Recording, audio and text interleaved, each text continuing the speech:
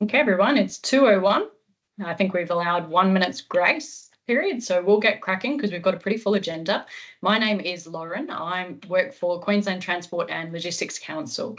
We are a collaborator between DTMR here in Queensland and industry, and have worked with a number of precincts on a pretty exciting area called Future Freight Energy Hub. It's a program we're supported in with Movement, who are here today. Dave Coleman and Jordan, who we're going to hear from a little bit later, will talk about the work that we're doing with precincts here in Queensland.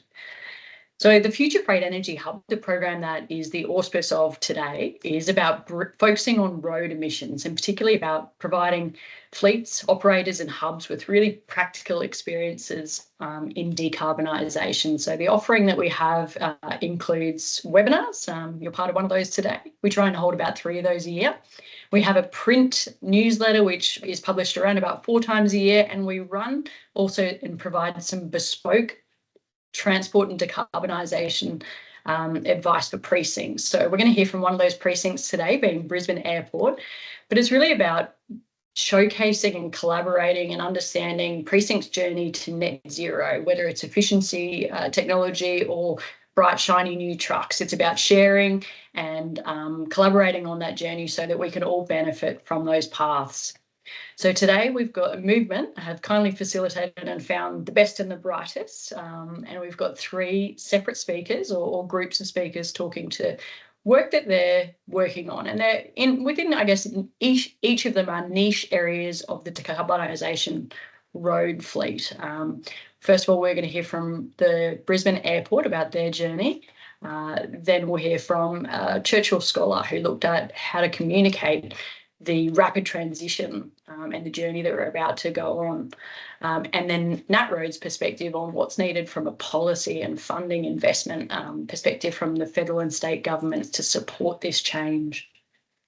So the format of today is we've provided an hour and a half to hear these presentations. So we're going to hear from them 1, 2, 3 and do question and answers at the back end. We've got a chat facility down the side, so if you can hold on your questions or unmuting yourself until the end when we do that, feel free to pop up any questions you have in the chat as we go, and that'll give the speakers a little bit more time to consider or prepare a really good response for you, and then we'll crack on. So we are, I want to note, recording today's webinar. We do make them available on our website after the recording and the webinar, so a lot of people can't join us here today, and unfortunately they'll watch it and not get the opportunity to ask great questions, but we provide that to them as well. We've got an audience of about 400 people right across Australia ticked into this Future Freight Energy Hub program, and it's the only one of its kind, and today we've got about 120 people RSVP'd, so we're really excited to, albeit from Brisbane, showcase our world leaders here right across Australia. And to kick off with that, I want to lead with today's precinct of Brisbane Airport Corporation. We've got Greg and Rishi there, who I'll spotlight in a second, but Rishi and I started talking about this journey, I think 2 or 3 years ago, and it was, as all decarbonisation paths and journeys, not that smooth a sailing. Like, we grappled with coming up with a scope and exactly understanding what Rishi's tenants and Brisbane Airport Corporation's tenants wanted, so that as a precinct they could bring their deep pockets and considerable expertise to the table in terms of accelerating that and making the transition really informed. So they were actually one of the first recipients of our Future Freight Energy Hub funding, but they did something really novel and cool with it, which is not unique, but they had to deal with the passenger adoption as well as the freight. So that's a unique conversation, but one which many of you face. And I want to welcome here today Greg, Rishi and Jordan, who conducted that work. Thanks, boys.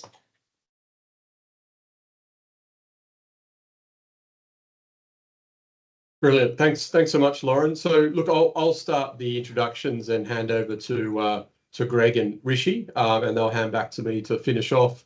So for today's presentation, we're going to go through the terrific progress that BAC's made to date over a number of years, which is quite novel in terms of the transition to electric vehicles, what their current plans are with different aspects of the business, and then I'll lead into sort of the the strategy and the aspects that we covered within the Future Freight Energy Hubs part of the work.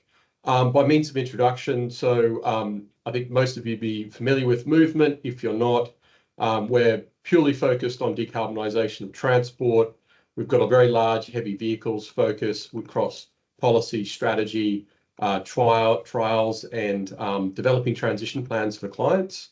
And we've been very privileged to be involved with some really big clients and really exciting work, and really thoroughly enjoyed the work with BAC. So I'll hand over to Greg and Rishi, and I'll go through a few slides, and they'll hand back to me in a minute.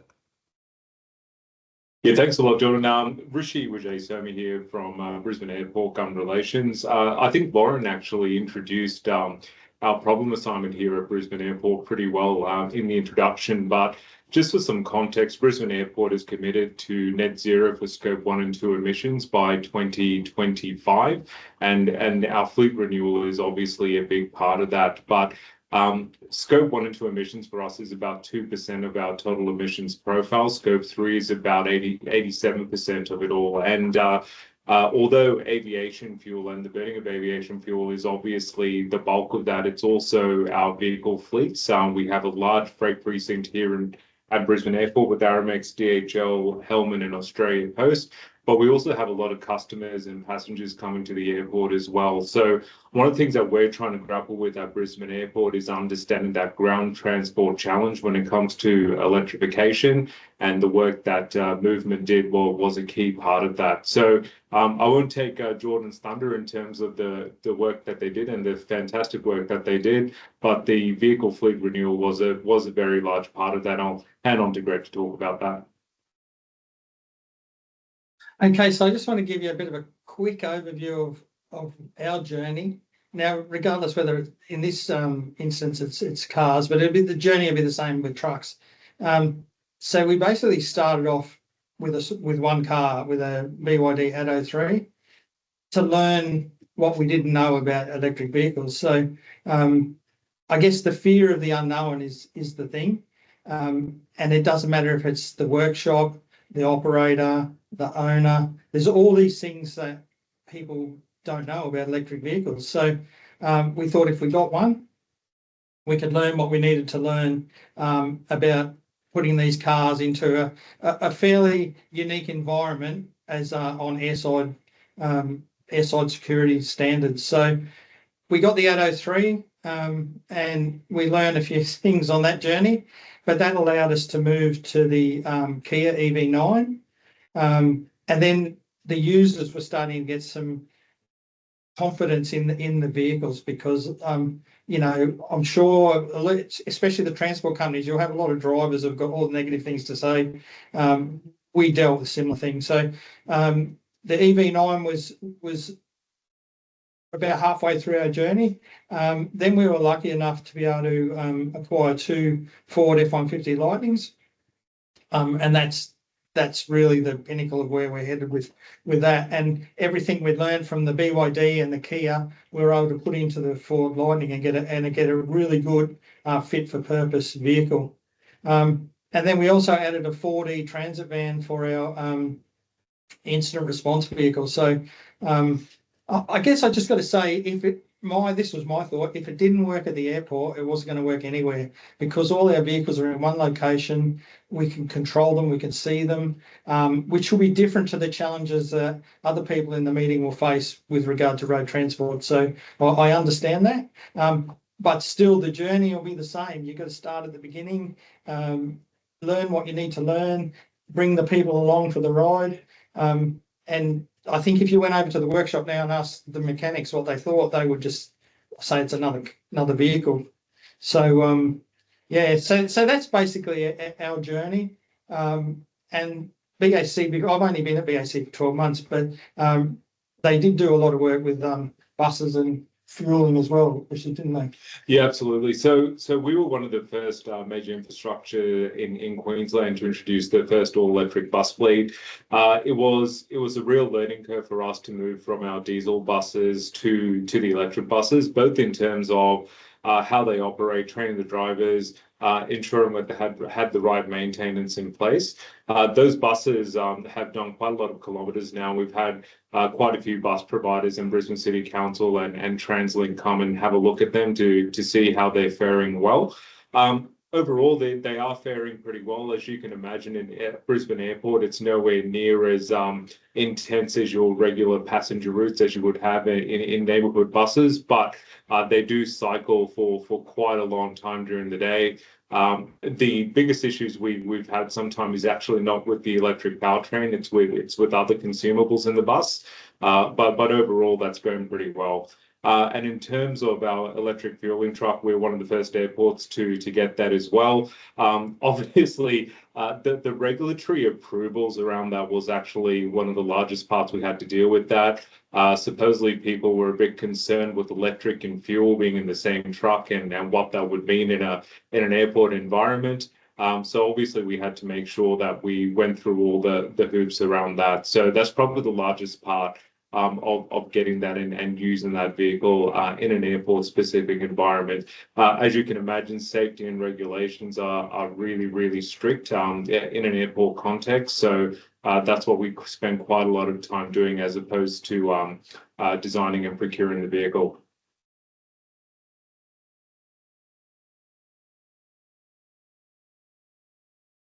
Oh, no. No. So this is just a video of our airside fleet and how we're moving towards electric fleet. Another thing we're doing from an airside perspective as well, and this is turns into our larger Jet Zero work, is around the use of electrifying airside infrastructure. So ground service equipment, APUs, which is auxiliary power units, LED lighting, and the like. So we really are trying to decarbonize as best as we can within that scope 1 and 2. So feel free to run the video, please, Sean.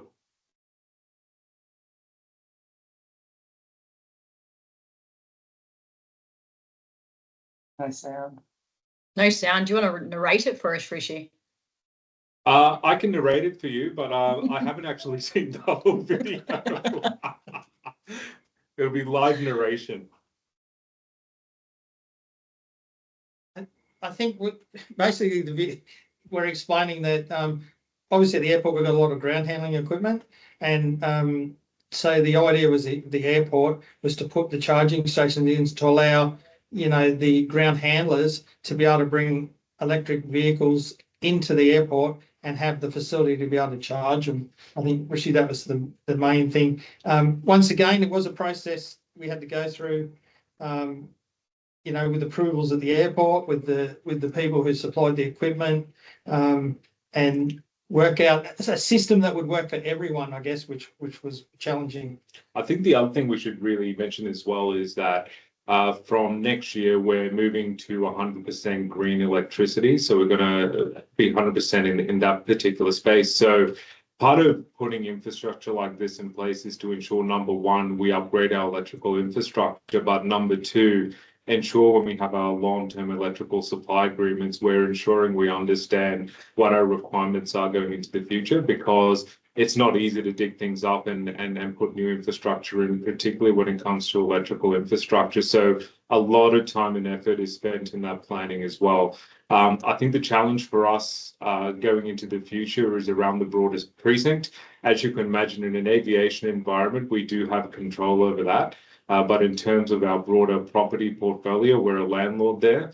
And how tenants wish to kit out their particular premises is obviously a conversation that we need to have with them. But these things aren't done in 1 or 2 years. It takes quite a bit of time to plan it, implement it, and roll it out. Well, I'll pick up from there, Rishi, if that's okay, because that's probably a good segue into the work that we provided to BAC. So, as mentioned before, this project was under the Future Freight Energy Hubs program.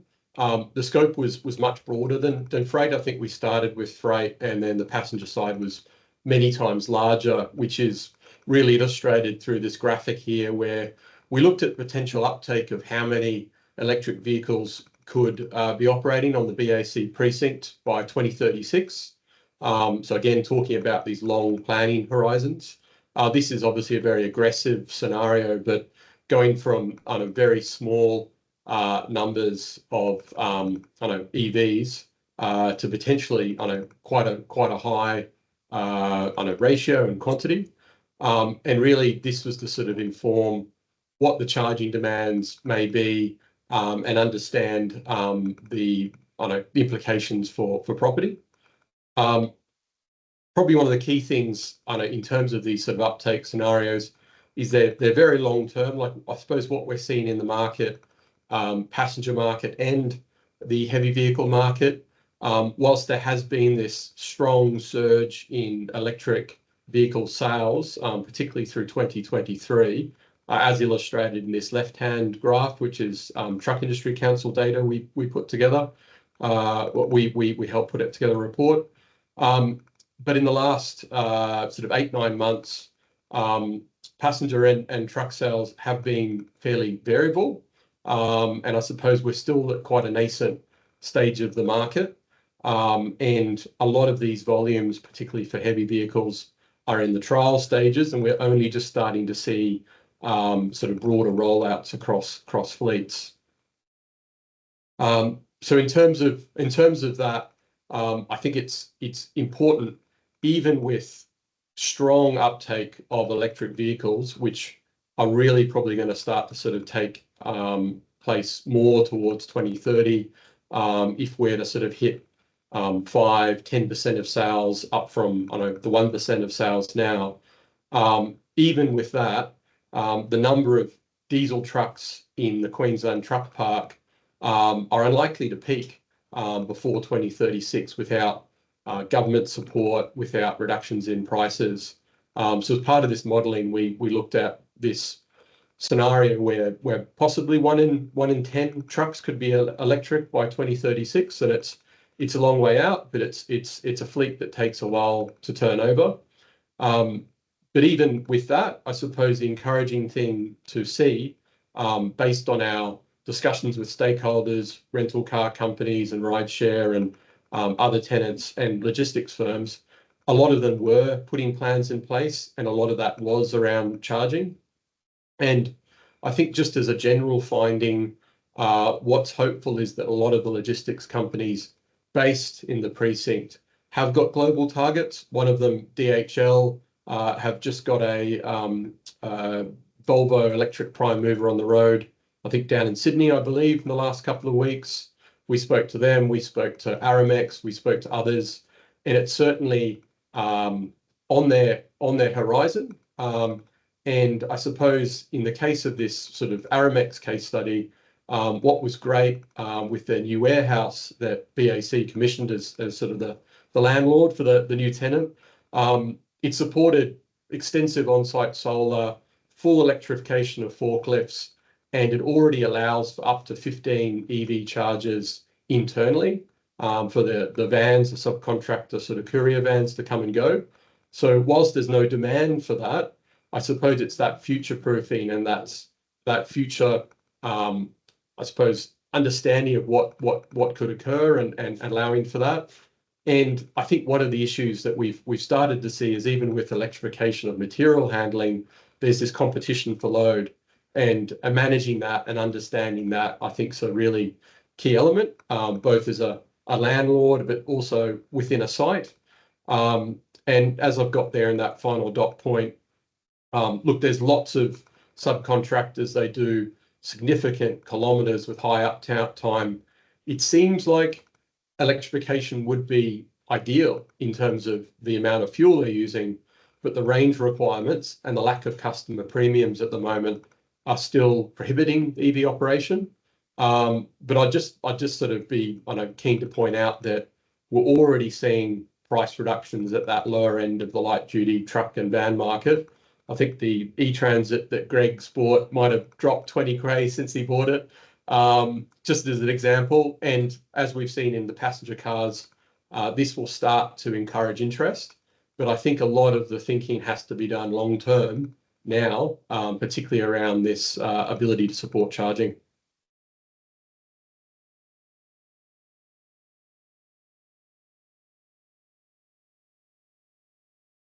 Thanks, Jordan. Greg's already done a runner to leave Rishi, I think, with the questions. Are you around until the end, Rish, to answer some questions if we hold them from the audience until then? Yeah, absolutely. Thanks. Awesome. Thank you. Thanks, Jordan. Thanks, Rishi, and Greg's, as we said, done a runner.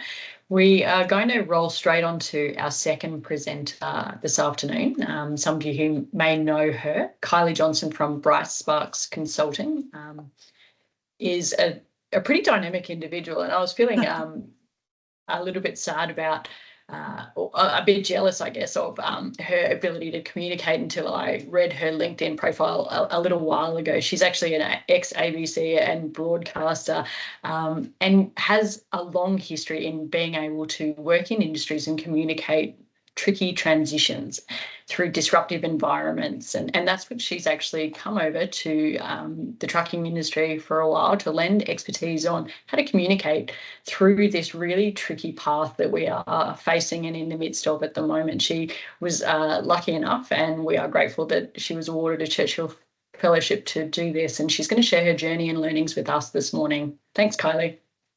Thanks so much, Lauren. Hi, everyone. Yes, this is somewhere I never thought I'd be. I'll be really honest with you. This whole thing has been incredible and a real honour. I thought you need to know a little bit about me and where I come from. So basically, do not think for 1 second that I'm an environmental guru, because I'm really not. In fact, if anything, my recycling is shabby.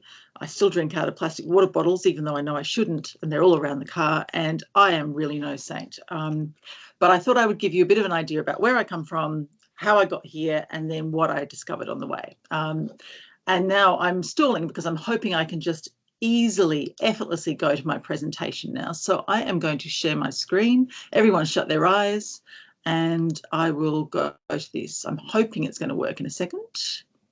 Lauren, you nod if it's working. Can you see my screen? No screen yet. All right, hang on, I'll try again. Sorry, everybody. Try that. And if that doesn't work, then we're all doomed, and I'll just do it with like magical puppets. Yeah, we can't share my screen. That's fine. I made a beautiful presentation, but that is no problem at all. I once did a presentation about Kevin Rudd's digital campaign for the 2007 election, and it was a white screen. There was no internet. There was no pictures. I can do the same thing. All right, here we go.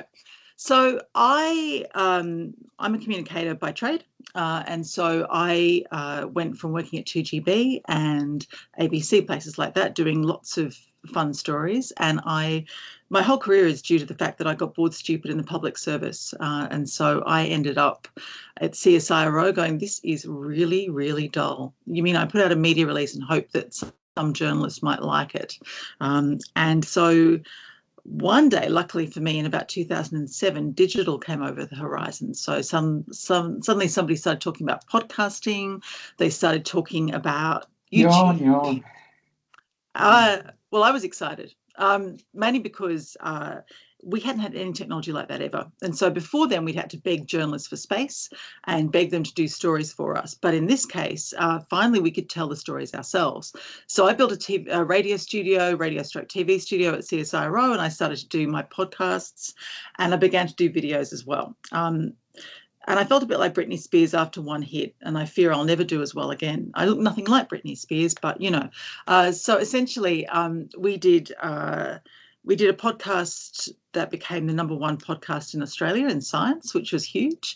And then we also did a video of an air guitar playing scientist that became the top 10 most watched videos in the world. And that's exciting until a bit of a leveling moment when I tried to get it today to show you guys, and actually it's not on the internet anymore. So that gives you an idea. So I won't be too excited by that. But essentially what I learned was how to make science interesting and how to make it approachable. And I also, people only care about science if it's very academic or it's very worthy. But in fact, people love science. You just need to find a way to get it to them in a way that they understand. I also did have a quick look at my career, and I wish I could show you this picture because it was a real revelation for me. I realised most of the things I'm proudest of in my career have either been disasters, and I don't mean I've made them into disasters, no matter what you heard. I mean in terms of impending disasters. So warning the population about something that's coming that they need to know about, and if they act now, they can head it off, or new technology. And so what's coming up, how they could embrace it, how they could use it. So it's interesting that this has all come together into zero emission. So in 2021, I found myself at the Australian Trucking Association. It's what happens when you follow somebody who goes, I need a media heavy hitter. Can you come and work with me at the Trucking Association? I'm like, okay. So I followed Michael Deegan to the Trucking Association, and I loved it. I loved trucking. I love the industry. I sound posh, but I'm not at all. My brother's a tradie, and I grew up in the western suburbs of Sydney. And I was pretty acquainted with the industry, and I just really fell into it. And Sam Marks, who's speaking today, was talking about zero emission, and I kept saying to him, you should go for a Churchill Fellowship. And he said one day, well, why don't you go for a Churchill Fellowship? So this is all Sam's fault. I applied for a Churchill Fellowship, and I thought I'd let you guys know what it is, because any one of us can apply for it. So a Churchill Fellowship is basically, when Winston Churchill died, basically, they did a big crowdfunding campaign. They knocked on every door in the Commonwealth for money that went towards like a fellowship. So normal people could go overseas and study something that we don't really have in Australia, and then bring it back to Australia and share that information. And so the King Island dairy people went over there to learn about cheese. I seem to have followed all the food people. Maggie Beer went over there to learn about pate and pheasants. But basically, there are about 100 people every year who are chosen. And to be honest, to be chosen for trucking is really, really, really unusual. So I was so fortunate to get it. You travel for 6 weeks, and you can go wherever you like. And so I went to America. I went to the Advanced Clean Transportation Expo in Las Vegas. The problem with zero emission is you can go to so many places, and I couldn't go to all of them, but I went to as many as I could. So yeah, I went to the Advanced Clean Transportation Expo in Vegas. I went to COP28, which is the UN Climate Change Conference in Dubai. I went to the Volvo Experience Centre in Sweden, which is amazing. Went to New York City. I went to Austin, Texas. I went to Sacramento, to California, which is where they're doing a lot of work there in the zero emission space. And also I went to Oxford University, which was incredible. And I get asked, first of all, people sort of say, okay, so you come back from Churchill, what surprised you the most? Out of everything you discovered, what surprised you the most? And one of the things I think that surprised me the most was that I think people I expected a lot more doom and gloom when I went overseas. So, in Australia, we've been very nervous around zero emission largely, and understandably, actually. And a lot of the conversations I've been party to have been about the downsides and the economic difficulties with this. And so I was really surprised when I went over to the Advanced Clean Transportation Expo that was then in Las Vegas. It'll be in Anaheim this year.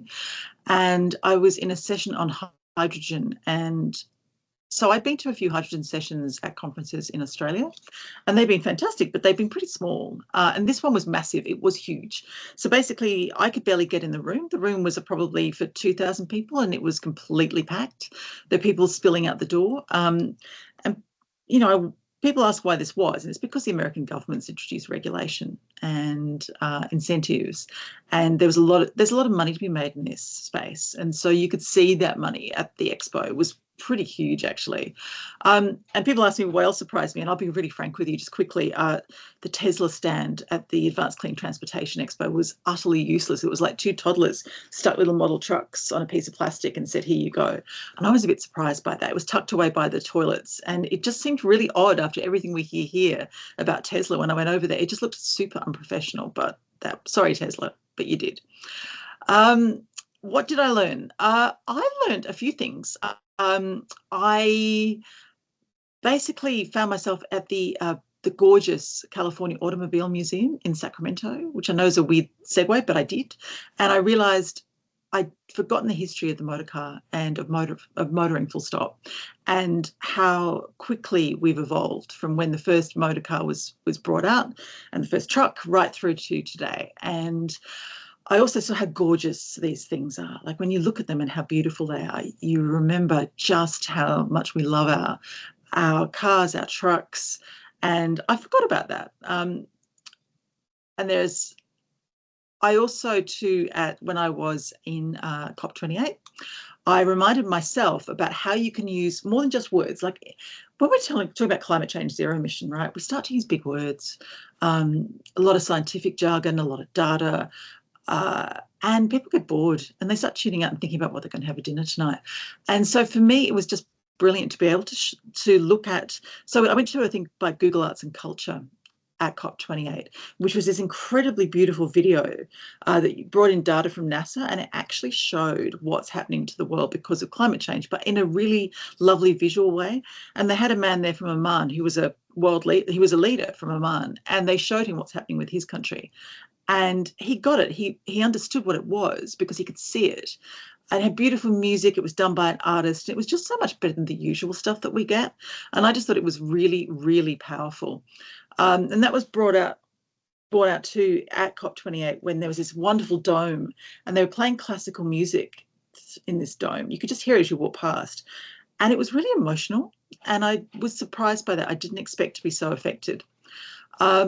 I also too, when I was in Austin, Texas, I met a woman there who has saved a beautiful waterhole there that it's enormous. It's like an Olympic-sized swimming pool and people come from everywhere for it.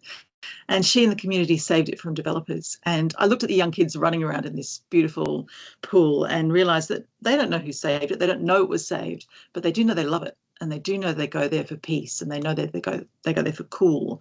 And it's part of their culture. It's part of their life. And it has been for thousands of years for people. And I remembered that. I thought it was really remarkable.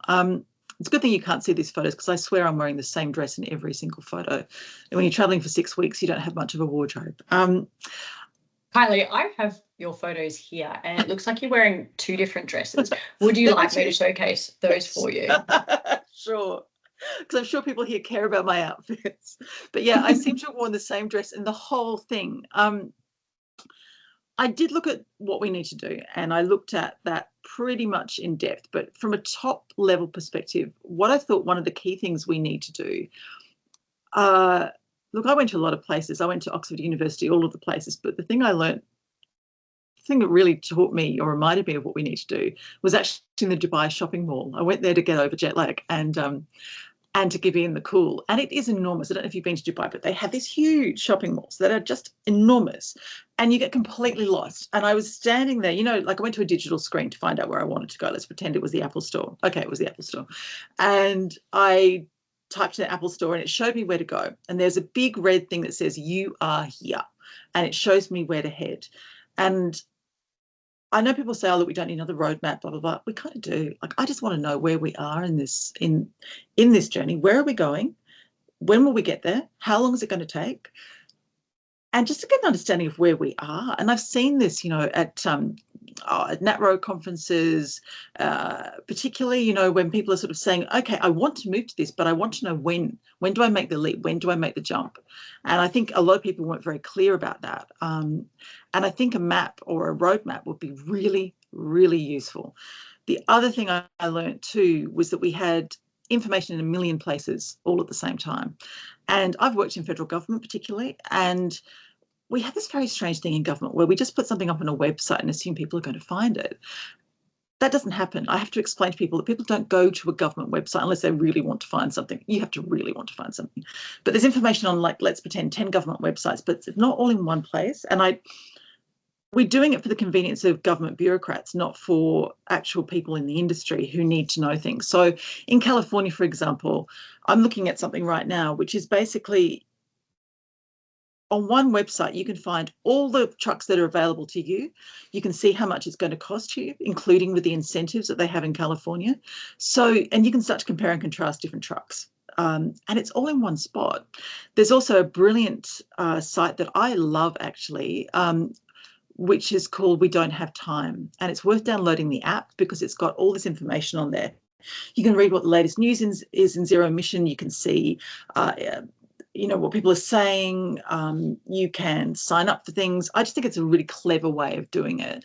And again, in this space, we don't have much that's in one spot. I also realise too that our communicators rarely get together, so we're not swapping information, and we need to do a lot more of that. And in terms of what's next, I have got 19 seconds to go. I'm going to COP29 in 2 weeks, which is in Azerbaijan, which has a carpet museum with a sculpture of a rolled up carpet on the top of it. So that'll be fun. And I'm also hoping to do some travel around Australia to find out what's happening with zero emission in the heavy vehicle industry around the country. And I'm really looking forward to that, because while the world is interesting, Australia is even better. And that's my alarm. I'm done. 15 minutes. It's fantastic. Thank you, Kylie. And we'll hold questions. Either people are welcome to pop them up in the chat as we go, and Kylie can have a read and try and dig out some more photos or technical presentations, but we'll hold that until the end. So thank you. Thanks, everyone. So our third speaker, Kylie partly introduced him, is Samuel Marks.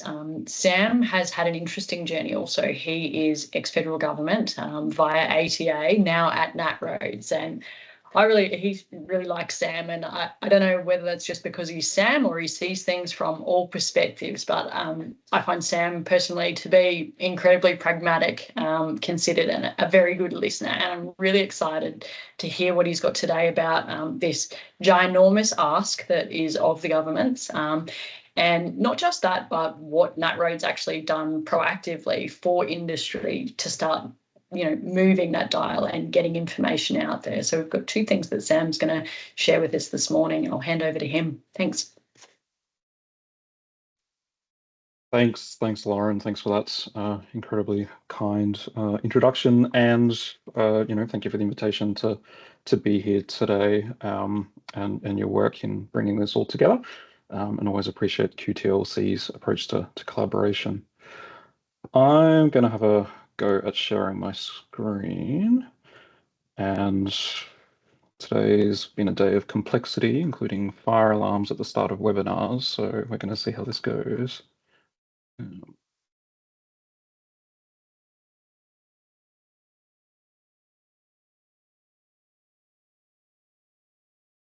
Got it, Sam. Got it? Okay, let's see if we can go into...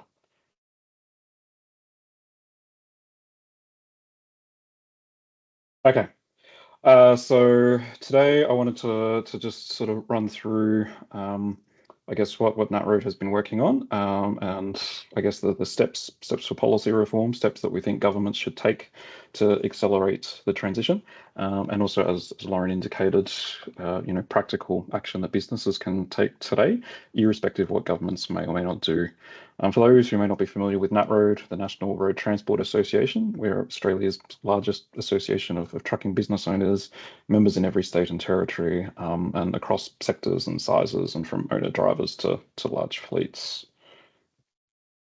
So it's probably not going to shock anybody to hear me turn around and say that this is all very complex. The transition is complex. It's complex for operators, and at the business level, there are various aspects that need to be worked through. The first presentation today actually touched on a number of those, so I'm not going to labor over those. But you need to, as a business, if you're thinking about low emission vehicles or different solutions, you're thinking through vehicles and infrastructure and commercial aspects, the fact that you still need to make a return on your investments, whether you've got the workforce to support it. And the one I really did want to touch on is around the customers of the transport business, because we have a situation where we're moving to things like mandatory climate reporting for larger corporations, and the fact that there will be increasing pressure over coming years on transport businesses around their emissions. At the policy level, I think it's quite important to recognise there are multiple perspectives that need to come into this, and multiple perspectives that any policy and roadmap and strategy need to take into account. So you need to, for example, we need governments to actually have an alertness to the technology and what it can do and the opportunities as well as the limitations. You can't necessarily mandate a solution if it's not technically viable. We need, things like access to charging infrastructure and also the decarbonised energy supply.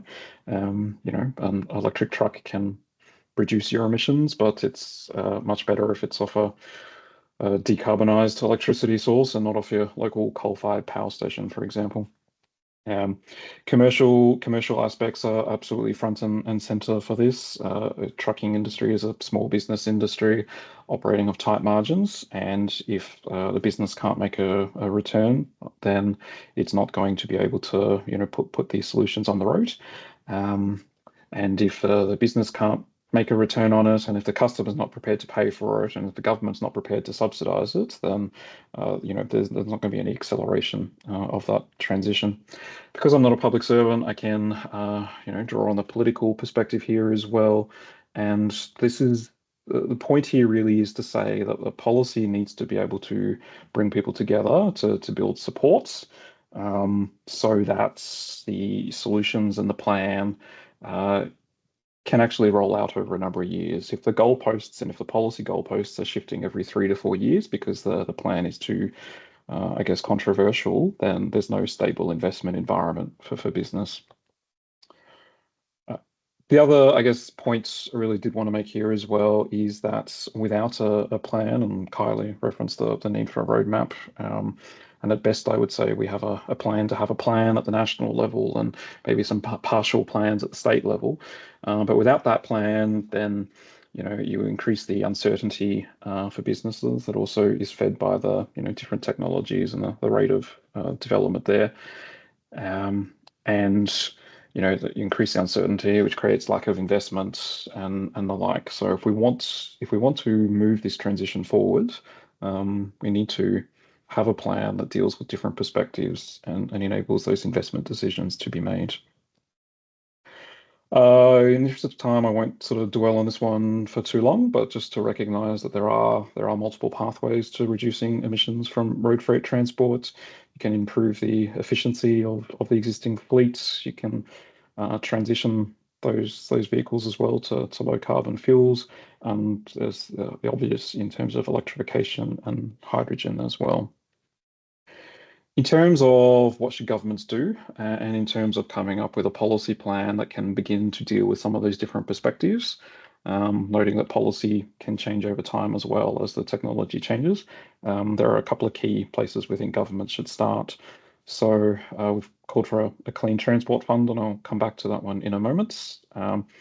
But other things that need to be progressed, when you look to the existing fleets, high productivity vehicles can move the freight task in less individual vehicle trips. That means less fuel use and therefore less emissions. Those vehicles tend to face more regulation in terms of their access to the road network, and there is a move to an automated access system that will provide significant benefits on that side of things. We advocate that there needs to be a low carbon fuel standard. We need to get the framework in place to transition and phase in more, low carbon fuels and renewable diesel and the solutions that we will need for the internal combustion engine. And we also need to talk about the customer. It's one thing for, say, a major retailer to have emissions reduction targets for their supply chain, but if we want to accelerate the use of these vehicles, if we want to essentially ask transport operators to put a more expensive freight solution on the road, then we can't have the customer at the same time chasing the lowest freight rates that they can get.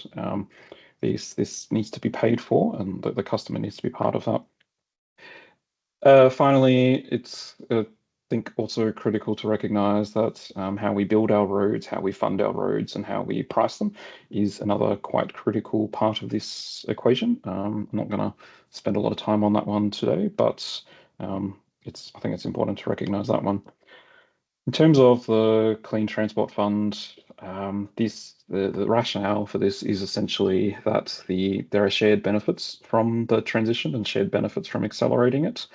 There are public benefits from adopting zero-emission vehicles, such as lower lower health costs, obviously emission reductions, improvements in terms of noise for urban communities. And if we want to accelerate that transition, then the public through governments should help to finance that transition to access those shared benefits.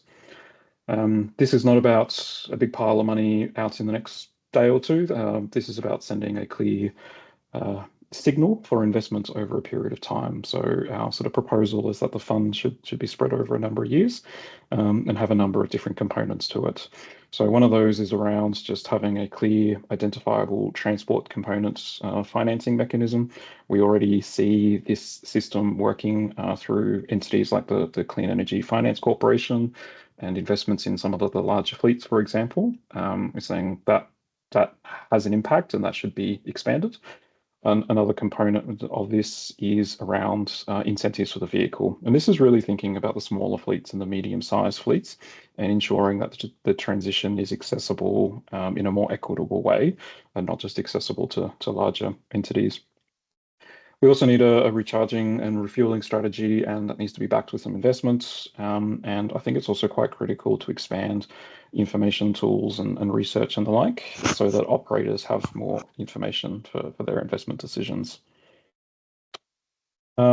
Moving beyond what governments may or may not do, I think it's also important to recognise that there are things that businesses can do today, irrespective of what happens in the policy space. If you run a trucking business, there will be increasing demand over the years ahead from your customers, if not already, around emissions and what you can do for them.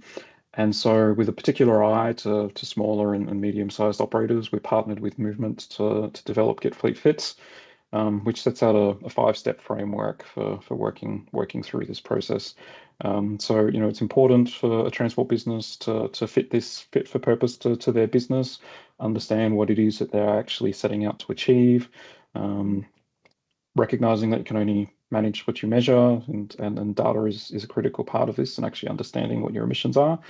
And then working out for your business, what are the options that are available to you? And then, of course, making a plan and taking action on that.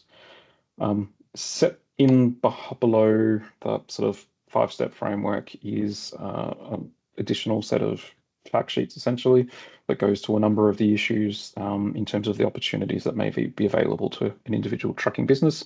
So this includes information on low emission trucks on both electric and hydrogen.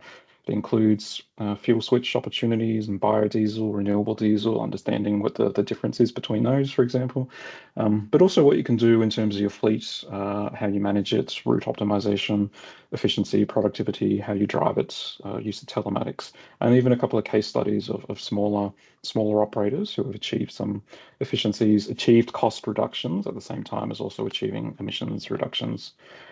This set of resources is all publicly available. It's on the NatRoader website. You can scan the QR code and that will take you direct to the page. Otherwise, just Google NatRoad, go to the website, go to the Industry Hub and decarbonisation page, and you'll find it. That sets out all of the fact sheets. They're all publicly accessible. Also sets out a couple of other links like our policy white paper, one of Movement's reports, and some information and tools also from the New South Wales government. So there's a sort of a range of resources there already in one spot. And in the interest of time, I will sort of wrap up there, because the questions is always one of the more interesting parts of this. So I'll hand back to you, Lauren. Thanks, Sam. We were out in Tisby, Toowoomba the other day with Tisby, and we did the first zero emissions regional drive day, and we had a couple of interesting commodity companies that certainly go through the capital cities but operate largely in a regional area, and they were saying how great it was to be able to come somewhere and get independent information and case studies and just that independent offering that NatRoads is offering and Future Fred Energy Hubs is offering, so that they know they're not alone and they can benefit from the early movers, such as, the case studies you put together and Brisbane Airport's advice and others. So that's what we're about here today. This is now an open forum where people can ask questions. It's easier if you type them, of course, but if you want to put up your hand and we're happy to spotlight you, and you can do a small bit of grandstanding. We have about 40 minutes until we'll wrap this up, and you're welcome to ask questions now. I think I saw an early one. Nigel has a question for Brisbane Airport Corp. You mentioned that you'll be 100% green energy next year. Are you able to share what the main sources are? Rishi and Greg, are you back? Hello. Yeah, we just wrote something down there. So it's through an agreement that we have with Stanmore Corporation, and primarily their Clark Creek Wind Farm and Bluegrass Solar projects. There's also quite a lot of investment that we're making on our own solar systems at Brisbane Airport. So we're nearly doubling the capacity of those particular solar systems as well throughout the airport precinct.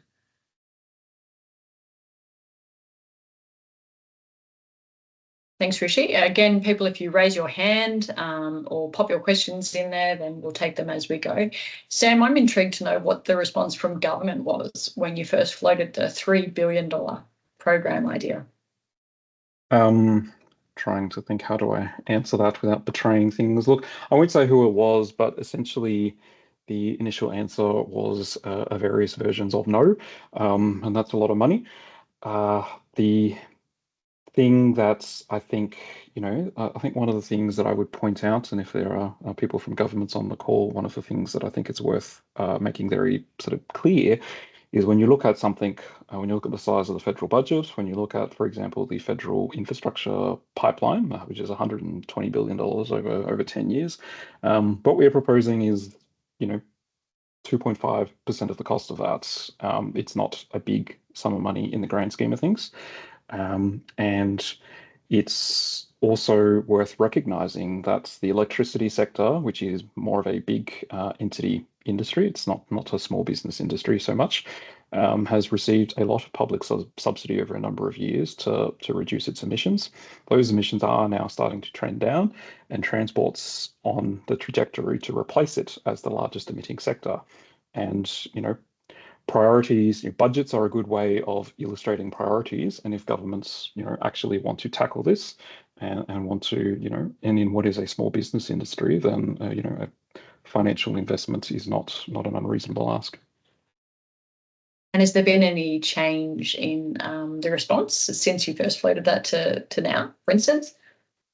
Look, I think there is more of a recognition about that incentives are potentially part of the solution, and there is certainly some work, and in particular some of the state governments and some of the research projects that governments commission that are looking in more detail at that question. So, there's potentially some green shoots there, and maybe we will see something in coming periods around that.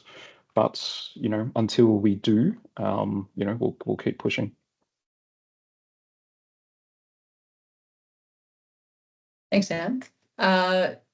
Nigel looks like he's got another question. Nigel, see if we can unmute you so you can ask it. Okay, thank you.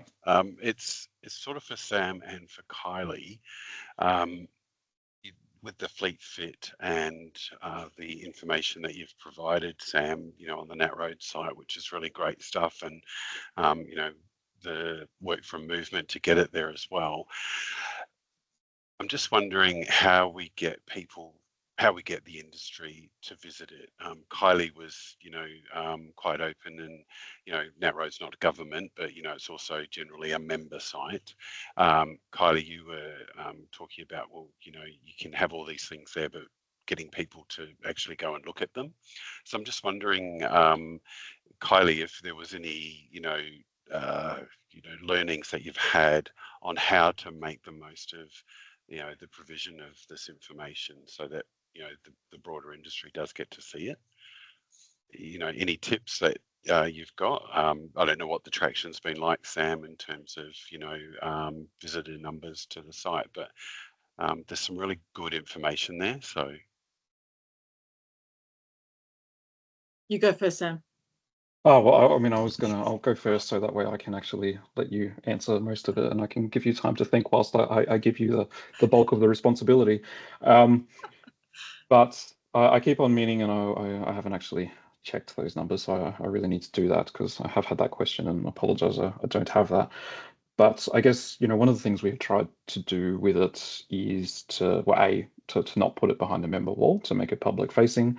We've tried to promote it at a few different events. We partnered with HVAA, for example, on Truck Show X earlier in the year, and it was a feature of our contribution to that event. And looking at, what are the ways to, I guess, make it public, make it accessible, and draw attention to it. But your question is a really good one, and I'm actually kind of keen to hear Kylie's answer on it as well. Oh, look, I think we've got to spend some money. Further to your point about the $3 billion fund, I genuinely think we actually need to spend some real money. I think Truck Show X was fantastic. And having seen the Advanced Clean Transportation Expo, I didn't get to go to Germany to some of those big conferences, but they are so impressive. But you've got to have the money to go, and you also have to take time away from your business. And you know what it's like. If you're an operator, you very rarely have time to go away for one of these things. And if you do, it's one a year.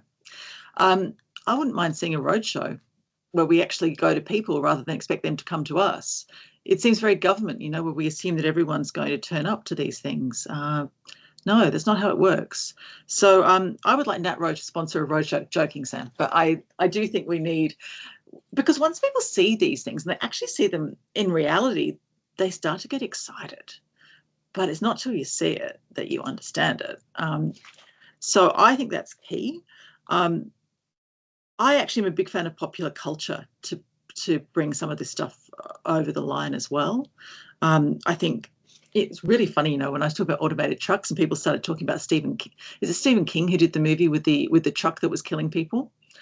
I do think that, I'm so sorry, those guys who don't know that, but it's a movie that is about a truck that is out of control and starts murdering people or something. I'm not suggesting that we do that, but I am saying that in terms of popular culture, I think that movies, that TV shows can be very helpful. And I wouldn't mind seeing that. I'd love to see like a truck version of Top Gear that talks about, the new technology that's coming up. I think we need to make it interesting and make it fun rather than worthy and dull and lecturing us all about how we've all done a very bad job and we're all going to hell in the handbasket.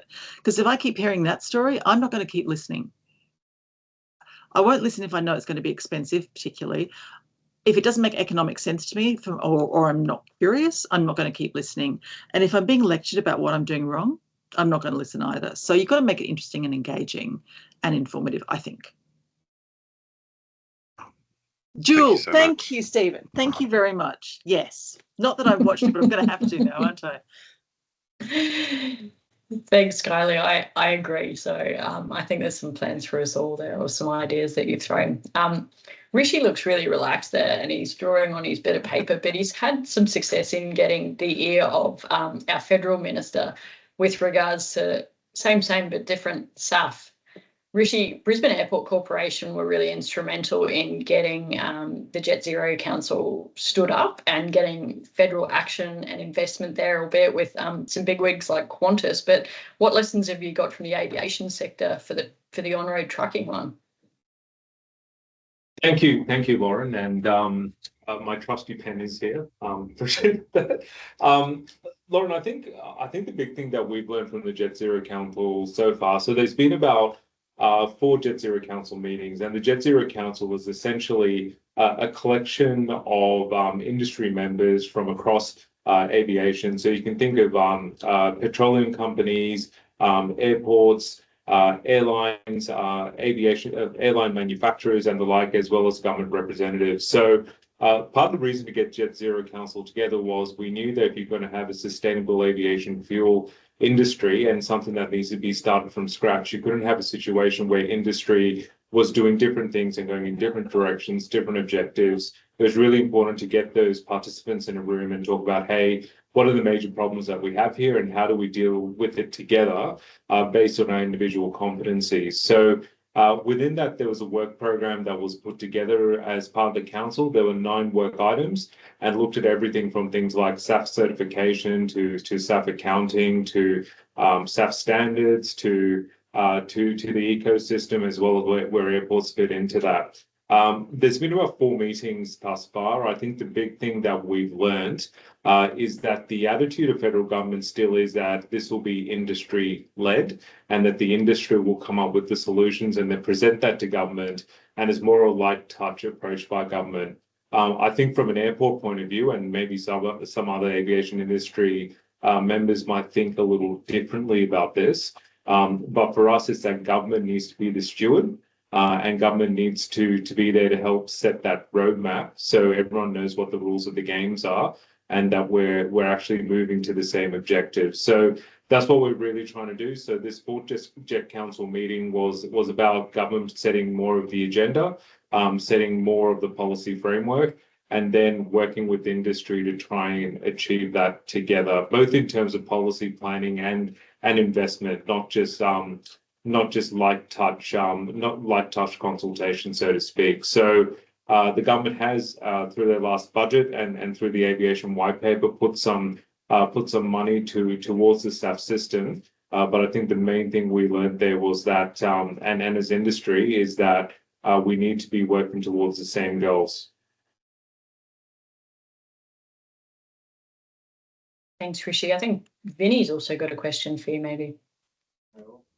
Yes, certainly. So, Vinny Cabinet, Port of Brisbane. I think, Rishi, that was a pretty good segue into my question, actually. So, thanks to everyone, obviously, for the presentations. Interestingly, trying to provide some connectivity to that, and attended a recent seminar with the Energy Queensland, and obviously their answer quite openly to some of the upcoming demands in energy is around the renewable energy in the solar space. And I think for someone like Greg and Rishi, and I guess anyone in the private sector, are in a good position to sort of control their future somewhat to how that might look like, but in the wider strategy to EV and on roads and container hubs. And I think obviously Jordan raised the point in 2035, 1 in 10 trucks might be electric. If that even becomes even further accelerated, then I think a big one in terms of us leading compliance and regulatory requirements will be that, how can we maximize solar and renewable to sort of offset this demand? And because at the moment it seems, as we said, it's piecemeal in the approach to trying to electrify some of those fleets, and what that might look like when everyone does in terms of the transmission network. And I think obviously BAC have got a really good user case and quite an expansive fleet at the moment, but that's only going to grow in the future. So I think that's a real hurdle we're going to face. And I guess for networks like this, I think driving that forward is going to be really key and important, rather than us lagging sort of these necessary stakeholders that potentially used to make the rules. I think that technology is sort of accelerating those decisions. So yeah, obviously, well done to Greg and Rishi on where they've got to, but I think we're all going to face those issues pretty soon.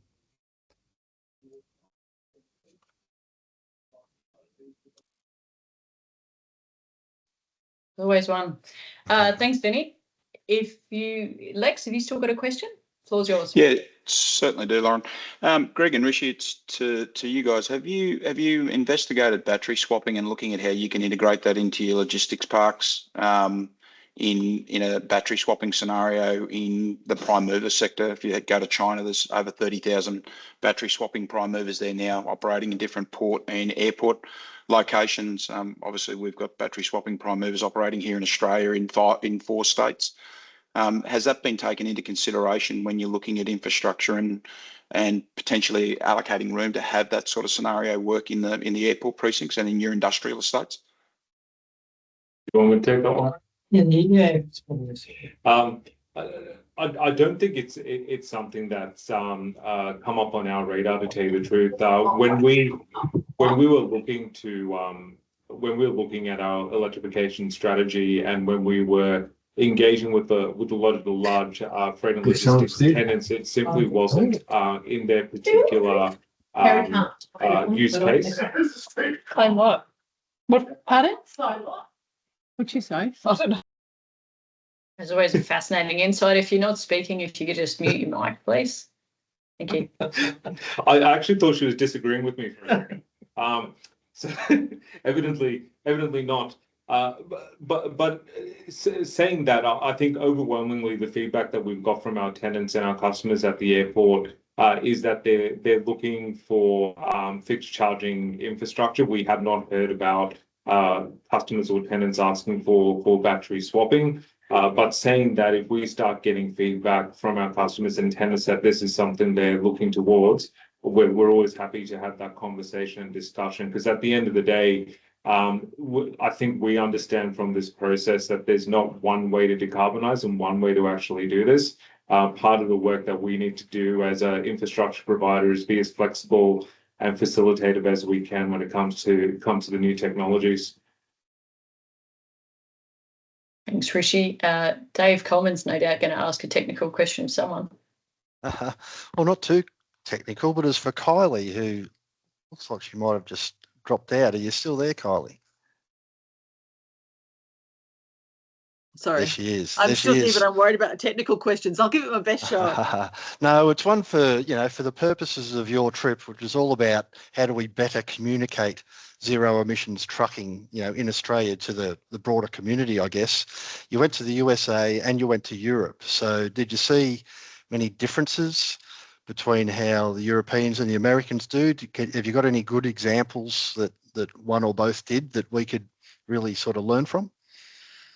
Yeah, actually, I thought it was really interesting how they communicated the different kinds of trucks. What they did do was they started to actually show how beautiful they were. Does that sound silly? But they began to actually show, forget about like the logical reason why you would get one of these. And they started to show the aesthetics of it and the actual feeling of what it's like to sit in one of these trucks and how different it is. So again, taking it away from words and bringing it into emotion. So when you sit in that electric truck and suddenly the whole world shut out, and it's a much more comfortable drive than it is in a normal truck. And suddenly, so it's more about the experience of it rather than just the mechanics of it. And I thought that was interesting. It was playing to emotion rather than logic. And I thought that was fascinating. Also, too, they were talking about, and then the other argument was actually the reverse of that. They started to talk about the economic benefits of it, far more than we do here, I thought. I think, too, what I saw was people kept coming with the same arguments that we're hearing all the time. Economically, why would you do this? It's going to be difficult. It's going to be complicated. Why would we change? And there was more of a line of, well, we're just doing it, so we're just moving right along. And that was interesting. Like if you've got kids, sometimes you've just got to be the grown-up. Sometimes you just got to say, well, we're doing it because we're doing it. And the kids just have to do it. There's something about that. I don't mean they're being patronizing. I don't mean that at all. But there was a firmness of leadership that I saw in the way it was communicated, which was, we're getting on with this. Are you with us or aren't you? And I thought that was really interesting. And the other thing I didn't mention was that the culture war stuff, which is the reverse of that. I saw a lot of stuff about how, like from the Exxons of the world, about how this was all going to fall over, that the economy was going to die, that we were all going to be chained to electricity forever. And if only we were free to have ICE engines, the world would be liberated. That was interesting. And particularly in America was very, like, and how's this for a twist? In the States, if you were pro what they call ZEVs over there, then you were a left-leaning communist. But if you were in favour of ICE, then you were a Trumpian. So God knows where Elon fits in that whole mix. It got very confusing. That sounds Thanks. interesting. Makes me glad to be in Australia. Mike Jarek, have you got a technical question? You've got your hand up. It's not a technical question, no. I just wanted to add to some of the answers to, I think it was Nigel's question earlier on, around the access to some of this information. How do we centralise it? Because Kylie talked to the same point about all of the information on decarbonisation seemingly disaggregated and available all over the internet. And I just thought I'd mention the fact that, QTLC is producing fantastic and amazing info resources like this webinar, as is NatRoad and other parties in the industry. And I didn't want to let it pass without saying that we are actively, three of us on this panel today, trying to work towards collecting some of those information resources and putting them under one single umbrella. There's nothing to announce at this point in time, but we're working on it because that's a real problem for the industry, and it's something that we're trying to solve. And commendably for QTLC, Nat Road, and Kylie for the work that she's doing. It's great to see industry leading that, as opposed to, I guess, with the Jet Zero Council and the thing that Rishi, you were suggesting around government sort of leading that area. I think collectively we've maybe lost patience with waiting for that to happen from a government perspective. So we're working towards bringing that together. Anyway, watch this space. Hopefully we'll have something to announce soon. But we are actively trying to fix that problem with the people on this panel. Thanks, Mark. Also, for the person who's directed my attention to the questions in the chat that I'd missed, Misha Vickers asked a question. For any New South Wales-based organisations online, the New South Wales EV Fleets Incentive offers financial incentives for purchasing, leasing vehicles and charges, including passenger vehicles, utes, vans, light trucks, and up to 4.5 tonne. So thanks for that. There's a link there as well. He's also got a question for Sam. Sam, with the rollout of electric trucks, is this something that will happen on a regional basis, or do we have a timeline for it? Way to go to the tougher territory. Look, I'm always reluctant to answer that one, because I don't want to imply that electric's going to be the solution for every regional type use case. And I also don't want to imply that it's not going to happen. So I'm going to firmly sit on the fence here and say that it really, and this is really the logic behind some of the Get Fleet Fit information, is it depends on your business. It depends on the use case. It depends on what you're doing, what is the freight task that you move, how to use your vehicle, what is the downtime for that vehicle, is that a charging opportunity, how reliable is your customer base. There's a whole range of considerations that go into whether you're going to electrify or not. And noting that those, I guess, considerations will also change over time as technology improves and gets refined. So if you were a business that was thinking about that, I would, I would encourage you to actually give someone like Movement a call and go, well, actually, what are the considerations here I need to think through, and work it out for your business. Thanks, Sam. You've scored another question from Robert Sim in the chat.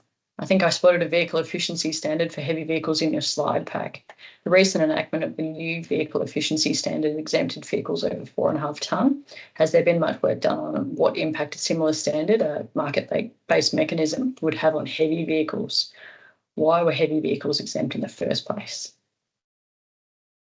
So I'm going to pretend here that, like, I'm an OEM, a manufacturer rep for a minute. A fuel efficiency standard has complex. Well, it's my answer for everything. It has complexity to it. There was complexity in the light vehicle space, and there would be even more complexity in the heavy vehicle space. That's not a yes or a no. It's just a recognition that there is complexity. Last I saw, the federal minister, Minister Bowen, was saying that was not the government's intent to go in that direction.